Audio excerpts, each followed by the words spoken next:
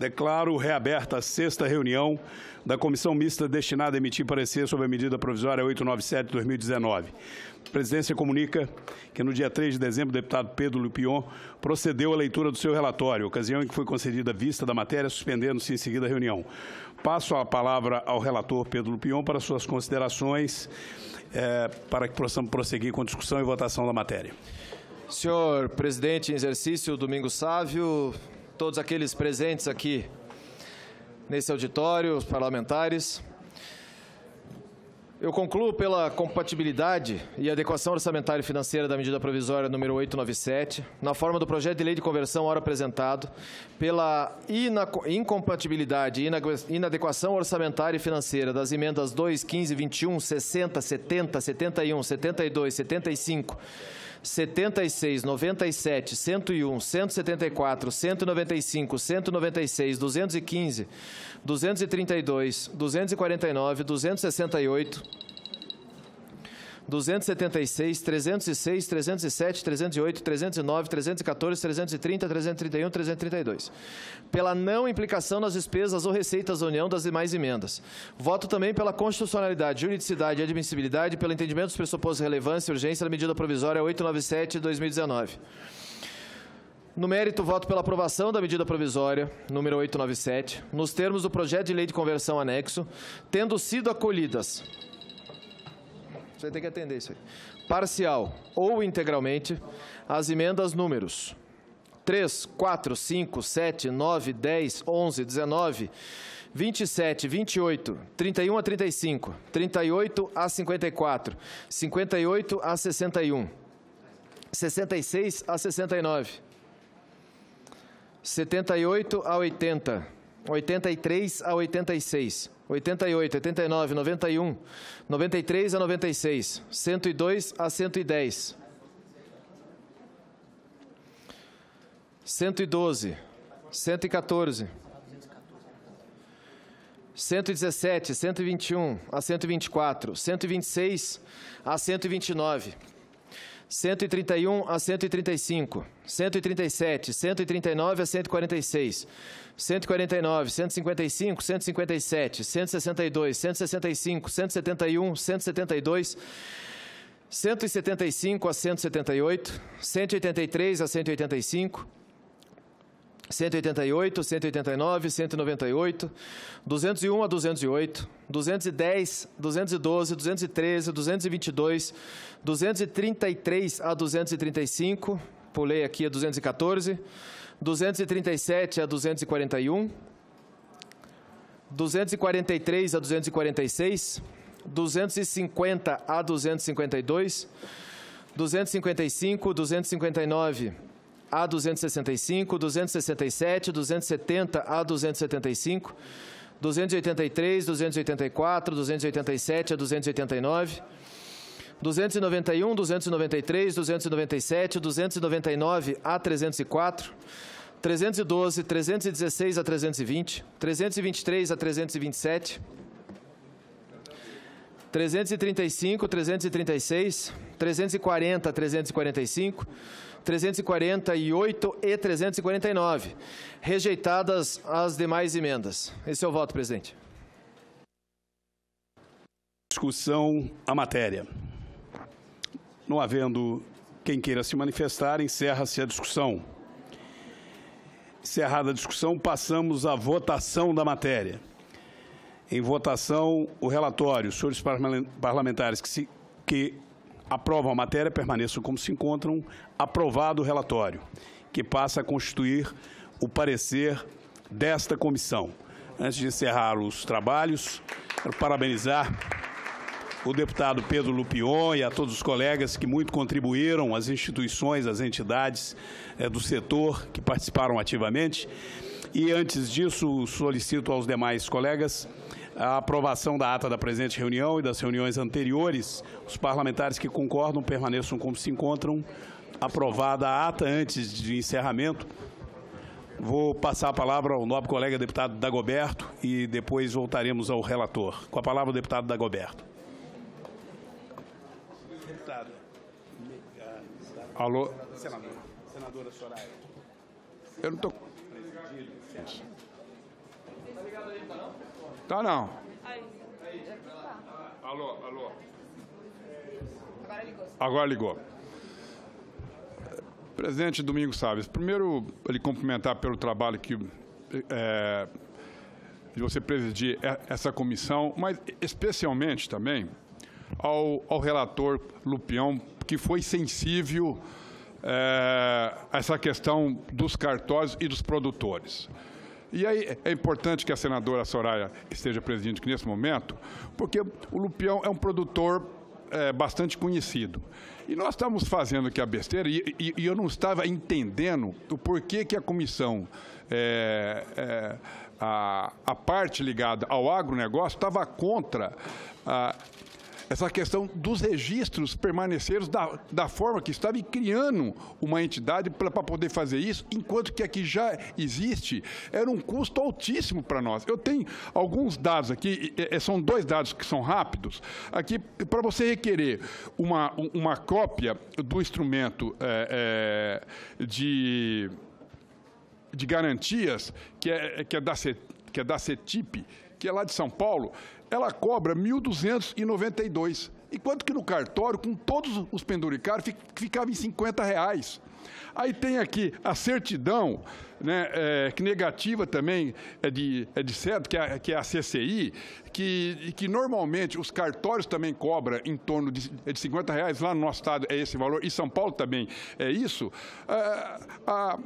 A Celip estava cobrando 969 e nós estávamos querendo ir para isso. Quer dizer, nós estamos indo na contramão dos interesses do próprio agronegócio. Então, eu queria cumprimentar a sensibilidade do Lupião, que atendeu essa demanda, não é só dos interesses do cartório, mas principalmente de nós, pecuaristas e agricultores. Portanto, os meus cumprimentos e as minhas homenagens ao Lupião.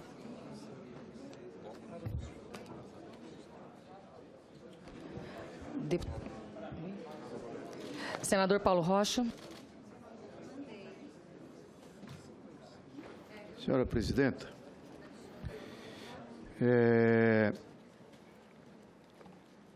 já falei isso em outra medida provisória, vou falar aqui de novo. Todos os governos, todos, independente de posição política, resolvem alguns problemas, até dado pela urgência das políticas que quer implementar através das medidas provisórias. Sem problema. O problema é que, nos últimos tempos, as medidas provisórias aqui no Parlamento estão acrescentando outras coisas que não é tema da medida provisória principal. É o caso aqui também, que foi acrescentada um conjunto de outras iniciativas ou políticas de governo ou de interesse do setor que acaba trazendo problemas no debate político, uma vez que o relator se dedica muito, naturalmente faz o seu relatório, mas há que ter tempo para aprofundar a discussão, para processar todo um debate que outros têm como contribuir também, ou uma possível correção no debate. Nós não vamos, e aqui dialogando bem aberto com o relator, nós não vamos entrar num processo de obstrução aqui, ou pedido de vista, ou pedido de votação, mas é um processo natural do regimento e que me autoriza a fazer isso. Mas eu queria, relator, pedir a sua atenção, eu queria combinar aqui que a gente vai, naturalmente, aprofundar mais, nossa assessoria aprofundar mais seu relatório, processar isso, para a gente oportunizar, já que nós não tivemos tempo para isso, oportunizar que algumas possíveis emendas que nós queremos disputar no seu relatório, a gente terá a oportunidade de fazer tanto no plenário da Câmara... Senador, desculpa... Quanto no plenário do Senado. Desculpa interromper o senhor, o relatório já foi aprovado, senador. Oi? Já foi aprovado, já foi lido e já foi aprovado o relatório. Não, eu sei. Entendeu que o senhor falou que o senhor ia né? Não, eu estou repetindo o que eu estou falando nas outras comissões. Porque tá. É porque eu isso estou tem dando sido, atenção, estou achando que o senhor está requerendo isso alguma tem sido, coisa. Isso tem sido uma então prática nas comissões, entendeu? Então, compreendo. Não dá tempo, por exemplo, temas dessa natureza. 4 audiências públicas, foi bastante discutido, estava aberto. Senador, só para contribuir com a sua fala... Eu não quero fazer esse debate aqui, senão eu poderia... Não é isso, eu estou dizendo o seguinte... É que eu estou lhe dando atenção, eu estou achando que o senhor não tinha compreendido, me perdoa. Eu estou lhe dando atenção, estou pensando que o senhor vai pedir vista, ou está falando ainda em obstrução, ou não, que o senhor falou que não iria obstruir. Não, eu sei. Mas é que eu estou lhe dando a atenção como se nós poderíamos ter feito, ainda votando. Que eu quero dizer que poderíamos ter feito, mas o que nós queremos é oportunizar, continuar o diálogo com o relator, para a gente, no caso, ter oportunidade de dialogar as emendas e possível disputa de emenda nos plenários da Câmara e do Senado. É isso, só isso. Senadora, vai registrar o processo, por mais que tenha havido audiências A e B e tal, mas nós achamos que ainda principalmente temas dessa natureza, que mexe com terra, mexe com política agrícola, mexe com toda uma questão que tem aí, que é o tema que está polarizando de novo na nossa relação política. A gente poderia... tem mais tempo, isso que eu estou dizendo, para a gente aprofundar, inclusive vista coletiva dos relatórios e etc, etc, etc. Houve acordo com o PT. Vão apresentar a emenda em plenário. Posso contribuir, presidente, apenas? Sim, senador, o deputado Bongás, do PT, participou de todo o processo e não está aqui agora porque ele realmente disse que ele teria que ir para a CMO. Mas ele participou de todo o processo da medida provisória, inclusive ele apresentaria destaques nessa comissão, chegou a um acordo comigo de não apresentar destaque agora, para apresentar destaques em plenário nas discordâncias que ele tem em relação ao relatório. Inclusive, o pedido de vistas do relatório foi do deputado Bongás, que teve vistas por 24 horas desse relatório. Então, assim, só... Eu estou falando aqui, está combinado com o Bongás. Isso, que bom. Para o PT funciona bem assim. Muito obrigada, senador. Com a palavra, deputado José Maria, depois nós vamos encerrar. Zé Mário, perdão, deputado. Depois nós vamos encerrar. Senadora Soraya, que preside essa sessão, relator Pedro Lupion, demais senadores, deputados aqui presentes, eu refuto esse momento, senadora Soraya, como histórico. Desde 1967, e quem conhece um pouco de política agrícola no Brasil, quem se preocupa em estudar um pouco, se aprofundar um pouco nos assuntos, entende que esse é um momento histórico onde nós temos a oportunidade de modernizar as práticas e, acima de tudo, os instrumentos de política agrícola no Brasil. Vejam bem, 67 são quase 50 anos, ou mais de 50 anos, que nós não víamos um momento como esse, onde foi-se analisado a CPR e outros instrumentos de crédito rural podendo ser emitidos em moeda estrangeira, algo que o setor já vinha clamando há muito tempo, atraindo investimento internacional para o Brasil, tão necessário. O patrimônio de afetação que permite com que você possa dividir a sua propriedade, não necessariamente dando toda a sua propriedade, mas apenas a parte dela que compromete. O aval solidário, fazendo com que outros bancos, e principalmente, aqui eu falo, em nome dos pequenos produtores do Brasil, que muitas vezes não tem uma agência bancária perto, mas apenas uma cooperativa de crédito, que hoje tem funcionado muito bem no interior do nosso país, fazendo com que a subvenção dos juros ela possa também ir não só ao Banco do Brasil, Caixa Econômica Federal, mas ela possa irrigar outras instituições financeiras do Brasil, principalmente as cooperativas de crédito, que atendem aos produtores que têm mais dificuldade. Então, eu refuto esse momento histórico, eu não posso aqui deixar de reconhecer o trabalho realizado por essa comissão, parabenizando a todos, mas eu faço um capítulo especial ao meu amigo, meu irmão Pedro Lupion, que não descansou um minuto. 24 horas por dia, 7 dias por semana, trabalhando, ouvindo, fazendo reuniões com todos os setores, e eu não posso deixar aqui de parabenizar ele por esse trabalho. É claro, com toda a equipe técnica que o assessorou, com todas as entidades também que contribuíram para que pudesse ser aperfeiçoado esse relatório. Então, eu faço questão de deixar esse registro aqui, deixando de público a nossa admiração por toda essa comissão, pela senhora que preside essa comissão, pelo deputado Luiz Carlos Reins, pelo senador Reins, pelo também deputado Benos Leocádio e o nosso querido relator Pedro Lupion por esse trabalho realizado. É claro, não sai a perfeição. Nós sabemos que nós vivemos numa sociedade heterogênea, onde cada um busca os seus interesses, mas agora nós temos os plenários das duas casas para apresentar os nossos destaques, para apresentar aquilo que não ficou exatamente de cada um e vamos para o voto. Eu acho que esse é o processo democrático, mas eu quero aqui, para finalizar, parabenizar a todos e dizer que eu, nessa carreira classista e agora também como parlamentar, eu me sinto muito feliz de poder estar vivendo esse momento ímpar para o Brasil e para o agro brasileiro. Muito obrigada, deputado Zé Mário. Vou dar a palavra para o deputado Pedro Lupion. Senhora presidente, também revisora relatora dessa comissão, dessa medida provisória, cumprimentar o senador, o deputado Zé, amigo, parceiro, deputado Zé Mário. Em especial, agradecer a oportunidade de ser relator desse tema.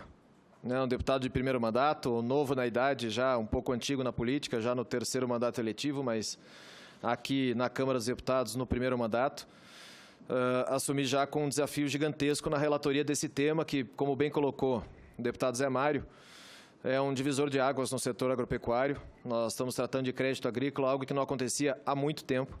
Estamos desburocratizando o setor, diminuindo o custo e criando novas modalidades, como a afetação de patrimônio e também um fundo garantidor solidário que possibilita aqueles que não têm condições da garantia de acesso a crédito a operações financeiras poderem se organizar para ter esse acesso. Isso não é uma obra do deputado Pedro Lupion, não é da senadora Soraya, muito menos de cada um dos deputados, senadores aqui presentes. É uma obra do coletivo da agropecuária brasileira. Eu tive participação, senadora, de todas as entidades que nos representam em cenário nacional, sejam as que representam os produtores, como também as que representam os trabalhadores da agricultura que participaram das audiências públicas, como também os grandes produtores e os menores e pequenos produtores, ou seja, a agricultura familiar participou desse debate, a CNA, a OCB, tantos outros setores que nos auxiliaram demais nesse tema. Em especial, e citar a presença aqui, agradecer a dedicação total e quase que exclusiva a esse tema do Dr. Rogério Boeri, do Ministério da Economia, que participou de todo esse debate e teve que ceder em diversos pontos, e reconheço isso, teve que ceder em diversos pontos nas negociações com os nossos representantes do agro. Também aqui o Zé Ângelo, que representa a Secretaria de Política Agrícola, que está ele, o Eduardo e tal, que participaram de todos esses debates, inclusive dos temas mais polêmicos, mais pesados. Tiveram que, em algum momento, os enfrentamentos, Soraya, a gente deixava entre o Zé Ângelo e o Rogério para eles se enfrentarem e entenderem dentro do governo qual que era o entendimento em relação a essa medida provisória. Está ali quietinha, mas um leão de braba e briguenta, a doutora Fernanda, da CNA, ao lado do doutor Rodrigo, que também defenderam os nossos produtores com unhas e dentes, o doutor Célio Porto, da FPA ali atrás, a Miriam lá da FPA, está aqui o Zé, que representa também a CNA, vejo o pessoal da Biov, dos cerealistas, também o pessoal dos cartórios aqui presentes, que foi a última e mais pesada briga que nós tivemos nessa relatoria. Hoje, para se ter ideia, senadora, nós entramos em uma reunião às 9 horas da manhã e saímos há pouco mais de 40 minutos, ou seja, foi um debate, um embate pesado em relação a isso. Cumprimento o deputado Bongás, que acaba de entrar aqui no plenário, e, em especial, os nossos assessores legislativos da Câmara dos Deputados, os nossos consultores, né, o doutor Leonardo, o doutor Guilherme, o doutor Gustavo e a doutora Alessandra, que participaram e foram eles que tiveram as noites sem sono para cumprirmos esse prazo que nos preocupava a todos. E aí eu não quero cometer injustiça nenhuma de não citar alguém, mas está aqui Febraban, está aqui Santander, está aqui as mais diversas entidades representadas, OCB, que participaram da elaboração desse relatório. Óbvio que a gente sabe que o texto final aprovado provavelmente não será esse. Né? O deputado Bongás mesmo já adiantou que apresentará destaques em plenário, que nós vamos debater outros temas que ficaram de fora do meu relatório. E, óbvio, isso é democracia, a representação é assim, e a gente vai participar desse debate dessa maneira. Agora, um abraço e carinho muito especial ao senador Luiz Carlos Reins. Sempre deputado federal, gaúcho, extremamente lutador e aguerrido, hoje enfrenta uma dificuldade de saúde, por isso não está presente aqui conosco, mas a Kellen e todos eles que trabalham com ele todos os dias têm nos ajudado e empenhado a maior força possível que a gente cumprisse esses prazos e apresentasse o relatório dessa medida provisória. O senador Reins, sem dúvida alguma, é dentro do Senado Federal, se não mas um dos maiores representantes do produtor rural brasileiro e merece as nossas homenagens por ser o presidente dessa comissão, ausente de momento, mas a essência dele está nesse relatório e hoje muito bem presidido aqui pela senadora Soraya, representante dos nossos produtores, assim como ele. Obrigado a todos, obrigado pela atenção de vocês. E faltou só. Senão vai me dar problema dentro do gabinete. Eu quero só agradecer especialmente ao Dr. Luiz Fernando. Cadê? O Luiz que está ali, que é novinho de idade, mas já foi da FPA, já trabalhou com 3 ou 4 deputados, já trabalhou em diversas comissões e foi quem conseguiu todos esses nomes que eu citei aqui, foi quem conseguiu juntar todo mundo para a gente chegar num texto. Então merece as nossas homenagens também. Com a palavra, deputado Bongás. Senador, eu quero, senador Soraya, que está presidindo nesse momento também, desejar boa recuperação ao nosso presidente, ao senador Luiz Carlos Reins. Parabenizar o esforço do relator Lupião. A gente tem conversado várias vezes sobre isso, os colegas aqui, senadores, deputados, enfim, os assistentes, assessoria, enfim. Esse é um tema que nós precisamos continuar debatendo. E o relator já colocou muito claramente esse aspecto. Quando nós damos possibilidade de abrir mais linhas, digamos assim, de opções de financiamento da agricultura, da produção agrícola no país, nós precisamos ter o cuidado que ao colocar mais possibilidades, nós não criemos uma diminuição da presença do setor público hoje, principalmente dos nossos bancos. Esse é um registro que eu quero fazer, por quê? No momento em que nós criamos, e eu estou trabalhando exatamente as alterações que foram feitas agora, ainda hoje à tarde, se percebe que nós tivemos uma pressa para votar esse relatório, ainda este ano, a votação final só será no ano que vem, e nós não conseguimos construir exatamente essa garantia de que não diminua a presença dos bancos públicos.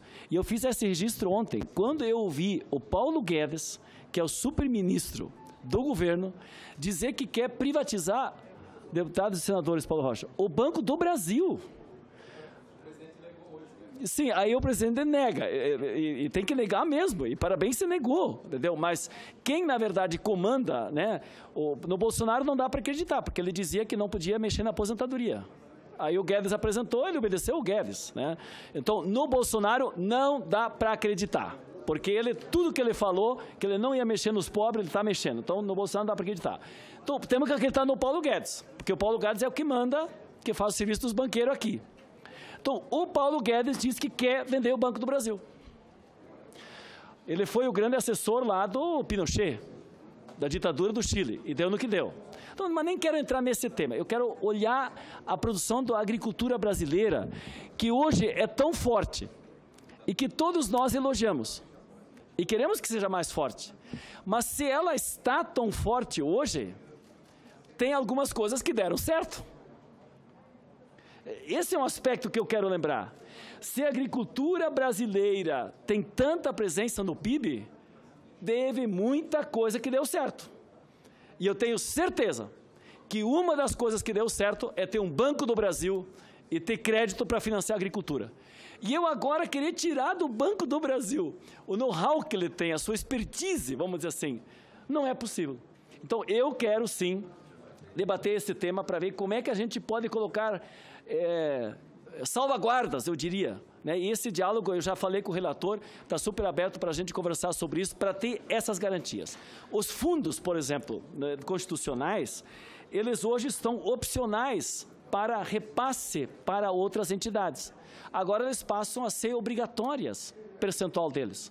Então isso vai permitir que bancos privados, por exemplo, entrem nesse tema. Então esse é o segundo aspecto. O terceiro aspecto que eu quero registrar nessa parte, e eu gostaria que todas as entidades, a própria CNA, a CONTAG, as entidades que são ligadas diretamente à agricultura, eles olhem esse aspecto, porque nas exigibilidades bancárias, ao tu incluires outros processos que não são além da cédula, né, rural, você, ao incluir outras áreas, você diminui efetivamente o recurso da exigibilidade para o financiamento agrícola. Eu estou com essa preocupação. Então, esse é um tema também que a gente vai continuar debatendo aqui.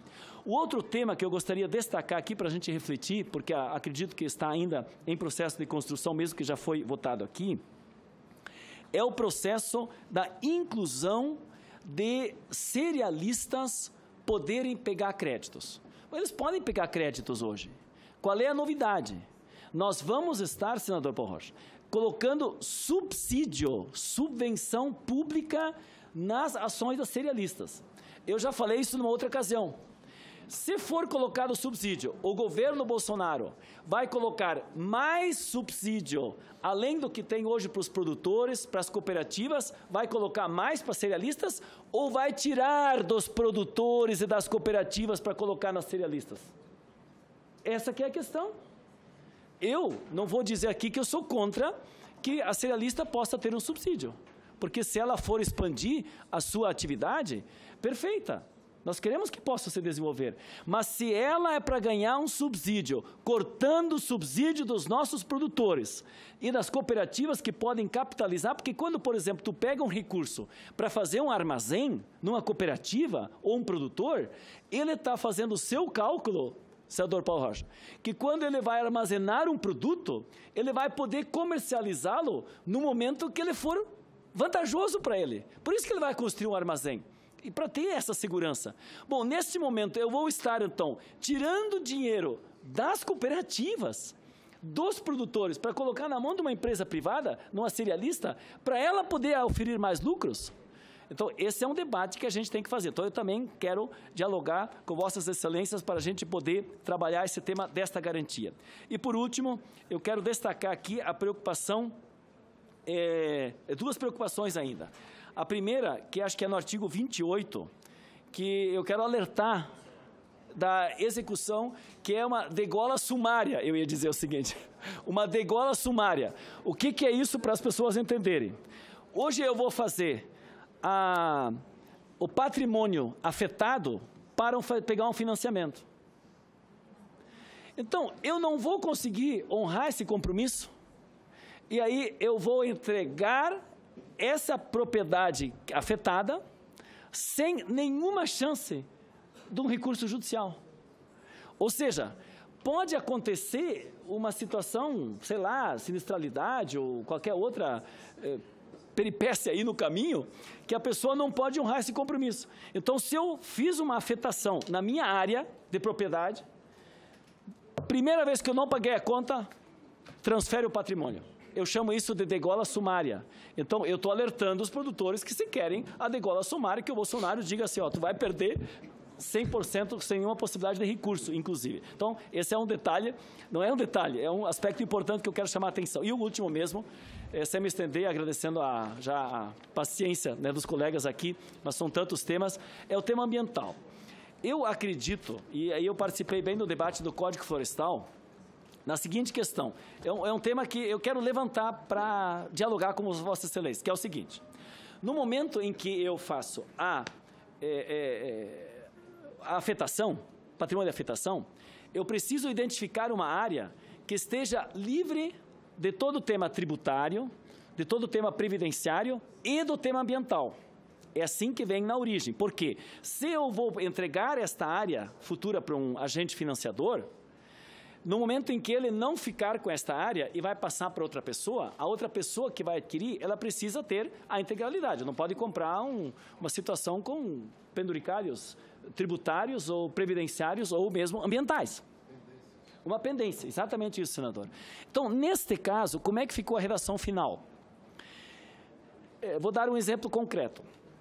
Se ela só vincula ao CAR, que é o Cadastro Ambiental Rural, mas o simples vínculo ao cadastro rural, ele não exige que essa área, por exemplo, afetada, tenha, pela exigência da lei, 25% de reserva legal. Porque na propriedade como um todo, eu tenho que ter 25% de reserva legal. Mas na área afetada, não necessariamente. Então, a exigência inicial era que estivesse todos os trâmites também ambientais. Agora fica no relatório vinculado que tem que estar cadastrado no CAR. No CAR, eu cadastrei toda a propriedade, não necessariamente nesta área. As pessoas, no futuro, podem adquirir uma área que não tenha todas as exigências ambientais. Então, eu apenas estou levantando essa questão para a gente refletir e continuar dialogando sobre isso. São muitas observações, eu fiz algumas, mas eu agradeço a atenção de Vossas Excelências aqui e me coloco à disposição para continuar dialogando sobre esse ponto, como fizemos até o momento. Obrigado. Deputado Bongás, bem, se a gente for debater as nossas divergências em relação ao texto final, a gente vai levar um grande tempo aqui debatendo e nós vamos ter oportunidades para isso. Apenas 3 pontos que eu queria destacar da sua fala. Primeiro, a subvenção financeira para cerealistas. 200 milhões de reais previsto no projeto, venceria agora em junho de 2020. Esse recurso, obviamente, como Vossa Excelência destaca, é um recurso, não é um recurso novo, é um recurso que deixa de ser aplicado no Plano Safra, e havia necessidade, pela efetividade desse tema da medida provisória, dessa iniciativa, ampliar esse prazo. A demanda dos cerealistas era ampliar esse prazo por 2 anos. Obviamente que ampliando esse prazo por 2 anos, a gente teria que buscar mais recursos para cumprir esses 24 meses de prazo adicional. Não é o entendimento do Ministério da Economia, tampouco o meu como relator. Nós ampliamos 1 ano, utilizando o mesmo recurso que já está destacado para essa medida provisória, justamente para a gente não ter que tirar isso de planos safras futuros. Segundo ponto, a questão do artigo 28, que antes era artigo 24. Preocupação absoluta de todos nós. De todos nós. Foi um tema debatido, até queria cumprimentar a Fabíola da CNA, que está aí também, que eu acabei não citando ela, mas preocupação absoluta de todos nós, produtores rurais ou que representamos os produtores rurais. Tentei a negociação com o Ministério da Economia até o último minuto, e está aqui o Rogério que não me deixa mentir, e havia preocupação que para ter eficiência, para ter resultado prático, a cédula imobiliária rural, existia a necessidade da manutenção desse dispositivo.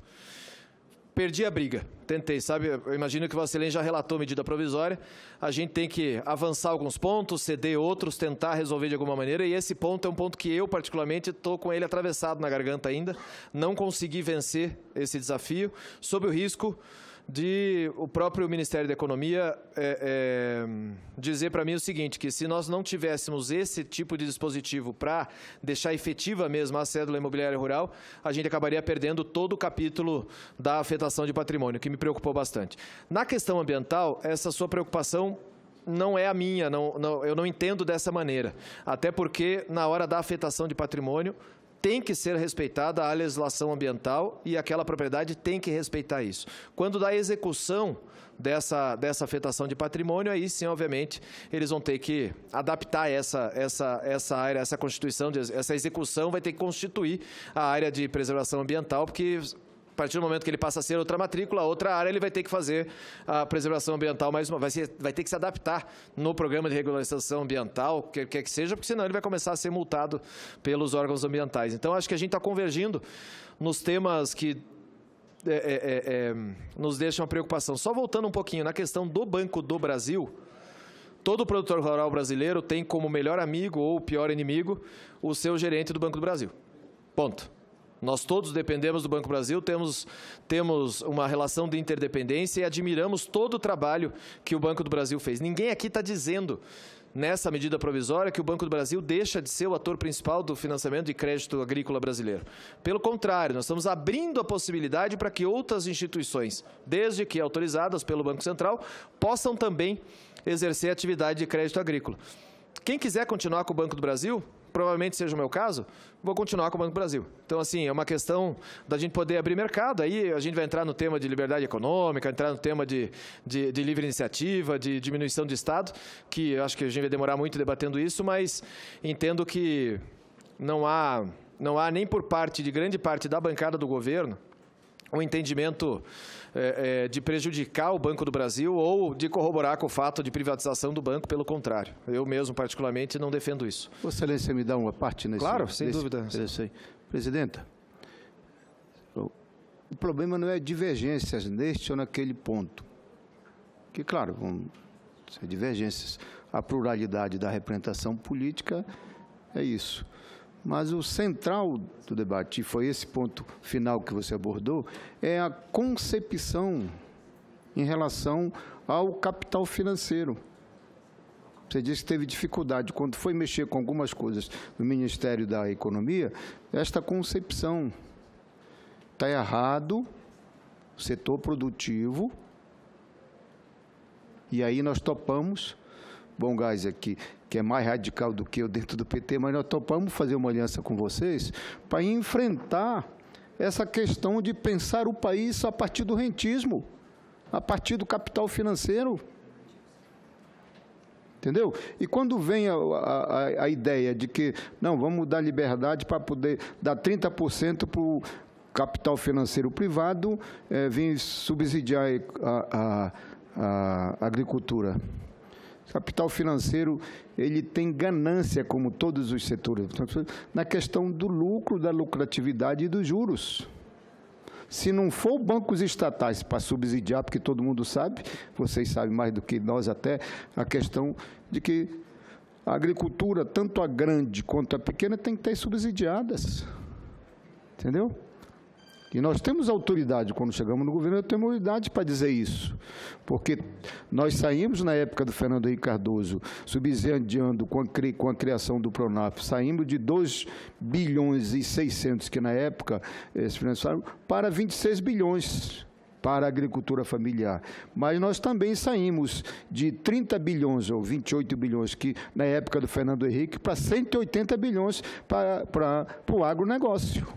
Por quê? Porque é o entendimento de que é via o banco estatal, no caso o Banco do Brasil, que cria as condições de subsidiar a nossa agricultura, seja o grande como o agronegócio, como o pequeno produtor. É este o central do debate da nossa divergência, que, se for divergência, podemos resolver, mas é problema de concepção de pensar, entendeu? Muito bem. Agradecemos a presença também do deputado Darcy de Matos. Agradecemos a presença de todos e, mais uma vez, parabenizar o deputado Pedro Lupion pelo excelente trabalho que fez. Agradecer o Marcos, nosso secretário. E realmente é um marco no nosso país, no agro, deputado da... Posso dar uma palavra aí? Pois não, Está assim. Pois não, ok. Não, eu só quero, não poderia deixar de registrar, senadora, o excepcional trabalho dessa comissão, de todos, mas sobretudo do relator Pedro Lupion. Sempre com muita tranquilidade, serenidade, ouvindo os setores envolvidos, né? Fez um relatório racional, muito bom para o país e, sobretudo, para o agronegócio que segura a economia do nosso país, possibilitando mais crédito e, sobretudo, um crédito mais acessível. Portanto, essas são as minhas palavras, parabenizar e dizer que é mais uma ação que vai possibilitar a retomada do crescimento do país, sobretudo a geração de emprego e renda, que é o grande norte que todos nós estamos perseguindo no dia a dia no Parlamento, no Congresso Nacional. Presidente, só antes de encerrar, agradecer também o pessoal da liderança do governo, que senão eles vão puxar minha orelha, que eu estou azucrinando eles todos os dias e eu não falei deles. Então, só também agradecer, além do Marcos, nosso secretário aqui. Bom, mais uma vez, obrigado. Tantos agradecimentos. E, se Deus quiser, o agro cada vez mais forte sempre. Gente, muito obrigada. Declaro encerrada essa reunião.